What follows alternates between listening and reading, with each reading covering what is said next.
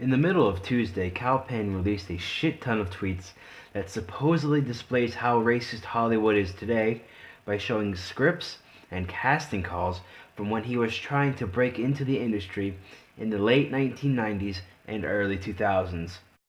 Before I address some of his tweets, and it's only some because it'd take too long to address all of them, I want to point out that the very premise of his argument is fucked. In order to prove that Hollywood is currently a racist environment where it is harder for a person to break in who is not a white person by showing possibly a vaguely, kind of, sort of, if you squint your eyes and look at it sideways, stereotypical roles that were also cast for almost 20 years ago is fucked. If I wanted to prove to you that an organization was racist, let's say I wanted to prove to you that the LAPD is currently a corrupt, racist organization, which of the following would be a more compelling argument? Citing that what the LAPD did during the Watts riots, or would me citing that there have been over 1,000 complaints filed by civilians since 2002 alleging various acts of racism and discrimination? The answer is an obvious one. The complaints would be a better argument because it is the most recent data set. If Kal Penn wanted to convince a person who knows more than one polysyllabic word, then he should provide evidence of recent Hollywood racism. While the Oscars So White hashtag has its own problems, at least that data set is a recent one. The following tweets are in part brought to you by the Huffington Post, and some come straight from his Twitter. So, let's get right into it. Right here, we see that the script of the TV show King of Queens, where Kal auditioned for the part of Sanjib. My question is, what is racist or stereotypical about this? Sanjib is not a stereotypical Hindi name. Hell, it might not even be a Hindi name as far as I know. It's actually fairly clear that the name itself is just set up for a joke that when I originally read it for the first time, actually made me laugh a little bit. This tweet right here is just as empty as the first one. A character with an ethnic accent? Oh no! What will we ever do with this type of racism in Hollywood? I'll tell you what we'll do. Fuck all, because this isn't racist. None of this is racist. It's not like someone is remaking the Klan version of Birth of a Nation and they need black extras for the sole purpose of being lynched and harassed. This last tweet that I'll look at is the best example to me of how blown out of proportion this whole thing is.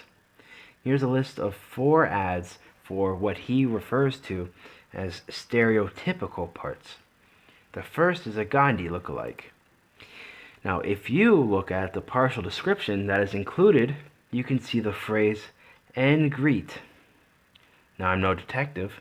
I'm just a fatty from Ohio, but I'd be willing to bet a year's salary that the first word in that phrase was meat. Now, what kind of job would that be? Who would have a Gandhi impersonator doing a meet and greet? I have no idea what kind of place would have a Gandhi look-alike, but what I do know is that this is not overtly racist, nor is it quote-unquote covert racism, which is a thing, allegedly. Look it up if you wish. In fact, someone was looking for a guy who looks like Gandhi specifically, not just an Indian guy. If they were looking for an Indian guy and then as soon as they got there they said, oh, here's a Gandhi costume, that's racism. But it's not racist if they're looking for a person that looks like a person. At that point, they're just looking for a doppelganger. This next one, the snake charmer, is interesting because if a white person was a snake charmer in a film or TV show that either took place in India or the snake charmer was in the US but dressed like a traditional snake charmer, people would flip their shit due to a supposed whitewashing of this character. This shows that social justice warriors need to be offended by something. They crave it, like a crackhead craves crack. For the record, there is nothing wrong with an Indian playing a snake charmer, or a white guy being one, or a Mexican, or a black dude. Doesn't matter. Any person can be a snake charmer. In fact, saying that only Hindi people can be snake charmers, which is a sort of kind of part of this argument, is in fact itself racist. But back to the original point, which is the whole point of TV and film, is fiction. If they wanted to make a white dude in India a snake charmer, that's fine. If they wanted to make an Indian a snake charmer but in the suburbs of fucking Denver, Colorado, that is also fine, because it's all fiction to begin with. Now, the last two, that clearly aren't even racist.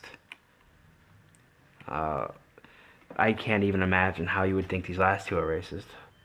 From what he shows in this tweet, which is a fire eater. Anyone can be a fire eater. Look at the TV show Freak Show.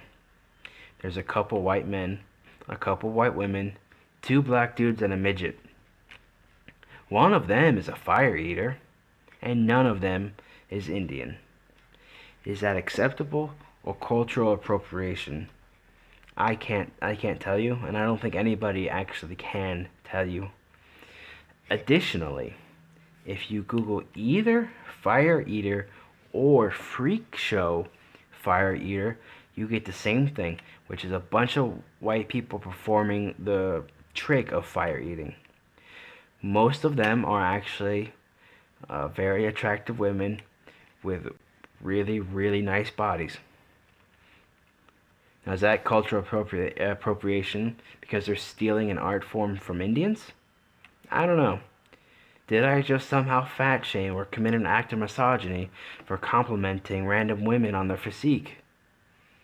I don't know. According to some, the answer is yes. The tweets and the ideology that I slightly touched upon that inspires these tweets just points out, one, how absurd the ideology behind social justice warriors are, because if you get a person of the proper ethnicity to play a part, I guess it's depending on the mood of the person judging it, it's either totally fine and acceptable or the worst crime of cultural appropriation in the world. It's the worst thing you can do. The whole thing is fucked, and you're either racist or sexist regardless of which route you take, which, is fun. At the very least, it keeps you guessing, which is okay with me.